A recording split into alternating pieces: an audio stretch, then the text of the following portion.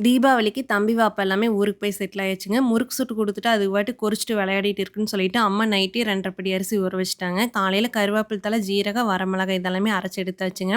2 1/2 படி அரிசிக்கு 1/2 கிலோ பொட்டுக்கல்லைய நல்லா அரைச்சு சலிச்சு எடுத்துட்டேங்க. மாவு இந்த அளவுக்கு திக்கான கன்சிஸ்டன்சில இருக்கணும். அதுக்கப்புறம் நம்ம அரைச்ச பொட்டுக்கல்ல மாவு, அது கூடவே 1/4 கிலோ கடலை மாவு, கொஞ்சமா கருப்பெள்ளு, ஓமம், அப்புறம் நம்ம அரைச்ச விழுது, தேவையான அளவு உப்பு, கொஞ்சமா ஃப்ரெஷ்ஷா எடுத்து பட்டர் சேர்த்திட்டேங்க. அப்பதான் முறுக்கு நல்லா மொறுமொறுன்னு இருக்குன்னு சொல்லிட்டு, ஃப்ரெஷ்ஷா பட்டர் எடுத்து சேர்த்தியாச்சு.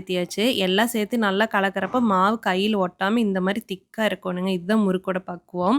அதுக்கப்புறம் என்ன முறுக்குழல் ஓட்டு புழிஞ்சு சுட்டு எடுக்கிறது தான். முறுக்குழல போட்டுட்டு நான் பார்த்தீங்கன்னா 5, 6 தட்டத்தில எண்ணெய் தடவி வச்சுட்டேன். நல்லா முறுக்கு சுத்தி சுத்தி வச்சுட்டேங்க. எண்ணெய் காஞ்சதுக்கப்புறம் எடுத்து உள்ள விட்டுட்டு மறுபடியும் சுத்துறதுக்கு ரொம்ப ஈஸியா இருக்குன்னு சொல்லிட்டு நான் எப்பவுமே இந்த மாரி மெத்தட்ல தான் ஃபாலோ பண்ணுவேன்.